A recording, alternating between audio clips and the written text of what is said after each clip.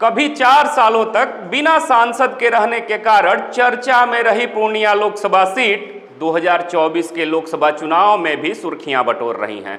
और इसके सबसे बड़े कारण हैं पूर्णिया से 3 बार के सांसद रहे राजेश रंजन उर्फ पप्पू यादव।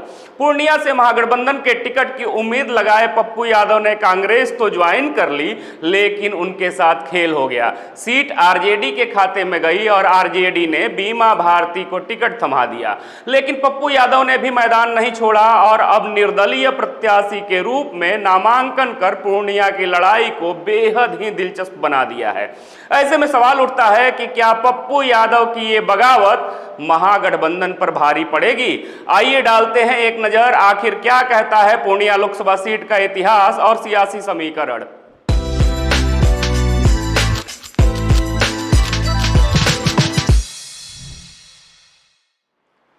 नमस्कार, मैं विश्वजीत कुमार और आप देख रहे हैं खबरों के खिलाड़ी।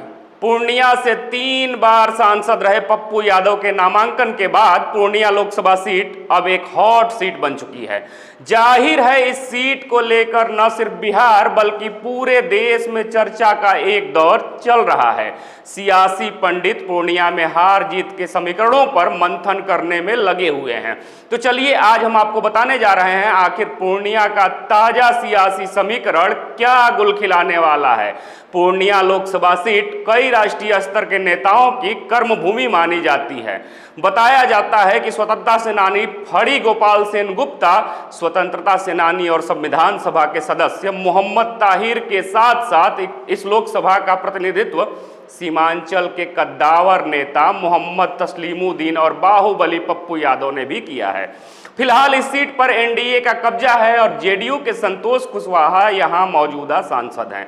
वैसे तो बिहार के अधिकांशतः सीटों पर इस बार एनडीए और महागठबंधन के बीच सीधी लड़ाई है, लेकिन पूर्णिया की तस्वीर इससे थोड़ी अलग है। यहां से एनडीए के संतोष कुशवाहा और महागठबंधन की बीमा भारती के अलावा इस इलाके के बड़े नेता पप्पू यादव के चुनावी मैदान में आ जाने के बाद यह मुकाबला त्रिकोणीय हो गया है। ऐसे में निश्चित रूप से पूर्णिया का सियासी रण बेहद ही रोचक रहने वाला है। एक जमाने में कांग्रेस के गढ़ के रूप में विख्यात पूर्णिया लोकसभा सीट पर पिछले 20 सालों से बीजेपी जेडीयू का कब्जा है।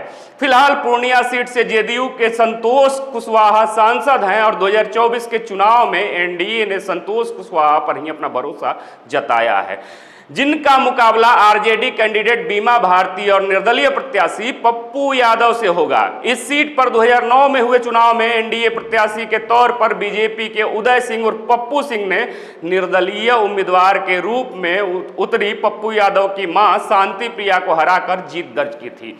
हालांकि 2014 में उदय सिंह अपनी जीत का सिलसिला बरकरार नहीं रख पाए और एनडीए से अलग हुए जेडीयू कैंडिडेट संतोष कुशवाहा के हाथों हार गए। वर्ष 2019 की बात करें तो एक बार फिर संतोष कुशवाहा और उदय सिंह के बीच मुकाबला हुआ। हालांकि इस बार पक्ष बदल गए थे। संतोष कुशवाहा एनडीए प्रत्याशी के रूप में चुनाव मैदान में थे, तो वहीं उदय सिंह कांग्रेस के टिकट पर चुनाव लड़ रहे थे। जीत की बाजी फिर एक बार लगी संतोष कुशवाहा के हाथ और उन्होंने एक बार फिर उदय सिंह को मात दे दी।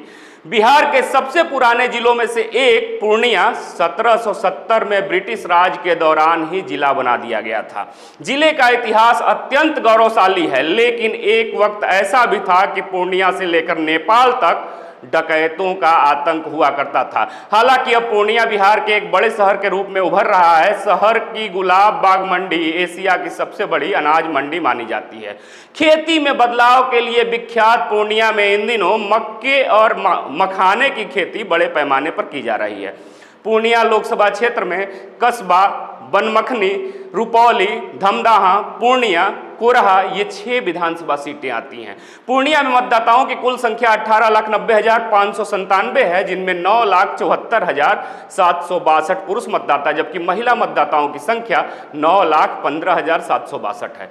जातिगत समीकरण की यदि बात करें तो यहाँ सबसे ज्यादा संख्या में करीब 4,30,000 मुस्लिम वोटर्स हैं। इसके अलावा यादव मतदाताओं की संख्या भी 1.5 लाख के आसपास है, जबकि अति पिछड़े और दलित मतदाताओं को मिलाकर कुल 5 लाख के आसपास वोटर्स देखने को मिलते हैं। साथ ही राजपूत मतदाता 1.25 लाख और ब्राह्मण मतदाता भी 1.25 लाख के आसपास ही हैं।